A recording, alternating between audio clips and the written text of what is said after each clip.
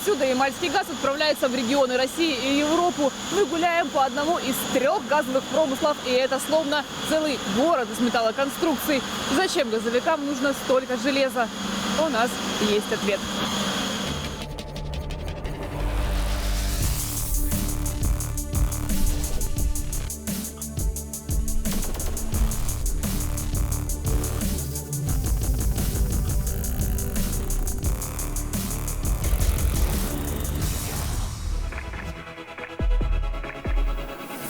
Как на месторождении оказались авиационные двигатели? Сколько бубликов нужно для обработки природного газа? И для чего углеводородам устраивают шоковую заморозку? Представим, что газовые компании станут сразу отдавать на рынок все, что удалось извлечь из недр. Было бы быстро и просто. Но так не получится. Из глубин к нам попадает буквально сырой газ, влажный, неочищенный от песка и глины. Потребитель такой товар вряд ли оценит. Хуже того, он попросту до него не дойдет. Агрессивная среда безжалостно уничтожит километры труб, так что добыть будущее топливо – только половина успеха. Прежде чем природный газ отправится в долгое путешествие к нашим комфоркам, он проходит целую полосу препятствий на самом месторождении. О ней и поговорим. Путь газа начинается здесь, на скважине. Это, кстати, не она. Скважина скрывается глубоко под землей. Причем до глубины нескольких километров. И ничего она не выкачивает. Газ поднимается под собственным давлением, которое может быть больше 100 атмосфер. Так ценное ископаемое оказывается на поверхности и движется дальше.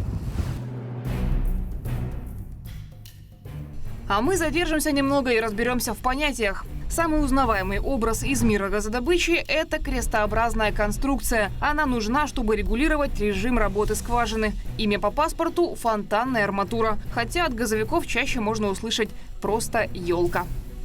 Скважины не разбросаны по тундре в одиночестве. Они стоят в компании 5-6 таких же соседей. Эти группы профессионалы называют кустами. Растительность тут действительно густая. Только третий промысел включает 18 кустов, на которых созрели 117 скважин.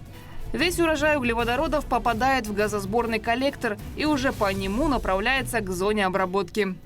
Система сбора может быть разная. На Баваненкова применяют лучевую. Это значит, что у каждого куста свой персональный трубопровод. Маршруты у них разные, а вот пункт назначения общий. У нас в основном ГП находится в центре всех кустов. Часть имеет протяженность 2-3 километра, а самый дальний, 17-й куст, у нас достигает 17 километров протяженности трубы. По газосборной сети добыча со всех скважин стекается на установку комплексной подготовки газа. Именно здесь ему придают товарный вид. Первый этап – цех входных ниток. Поток, что выходит из толщи земли и несется по трубам, встречает расходомер. Автоматика фиксирует объемы. А они и впрямь внушительные, учитывая, что в этой смеси помимо нужного нам углеводорода еще масса лишнего. Песок, вода, глина, газовый конденсат и метанол. Последний добавляют намеренно. Назовем это инженерной хитростью. Вода, соответственно, замерзает при температуре 0 градусов Цельсия и может образоваться газовый гидрат.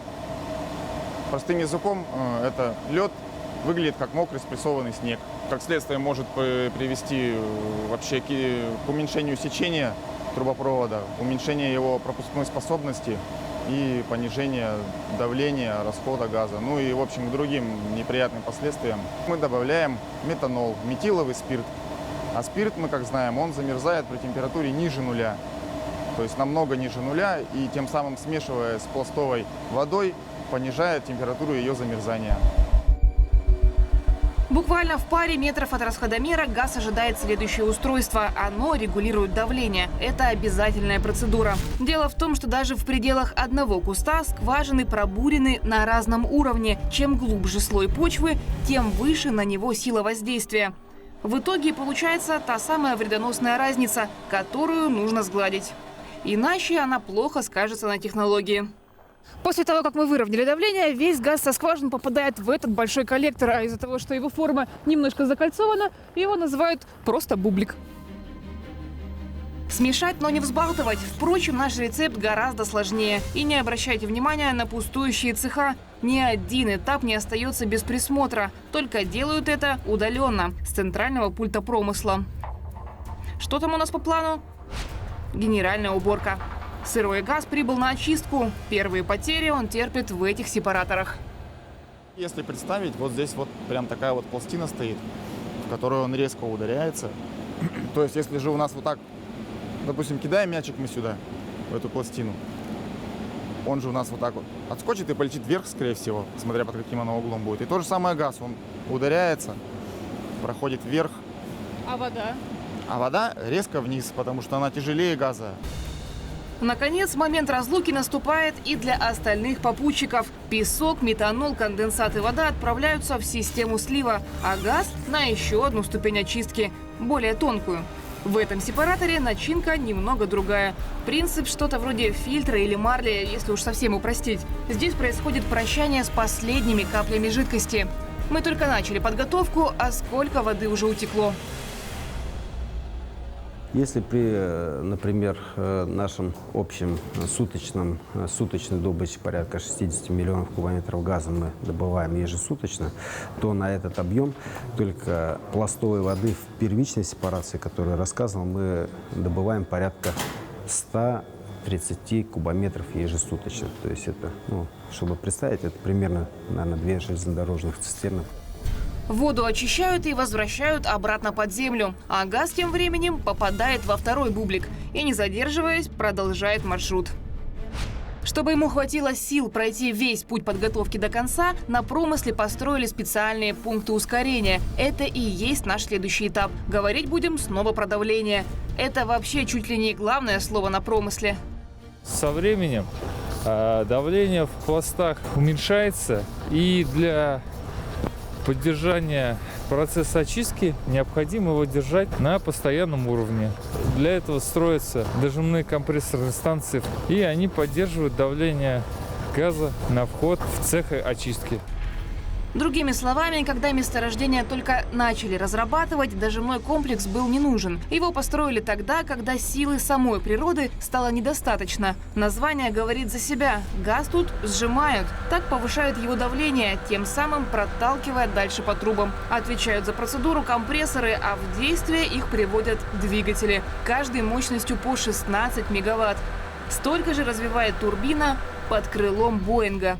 Газотурбинные двигателя широко используются не только в авиации, но и используются для газоперекачки, для выработки электроэнергии, для привода кораблей, танков, вертолетов и так далее.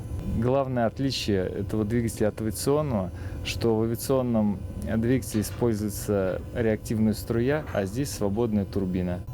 Называть дожимную компрессорную станцию огромным пылесосом было бы слишком грубо, но газовики согласны, что в целом принцип действительно схож, как и основные элементы – насос и двигатель. Итак, наш газ разгоняется и добирается до очередной точки на карте. А в следующий цех без такой вещицы лучше не заглядывать. По крайней мере, если хотите услышать собственные мысли, во всем виноват очень шумный и очень мощный агрегат. Вот он. Имя у этого монстра подходящее.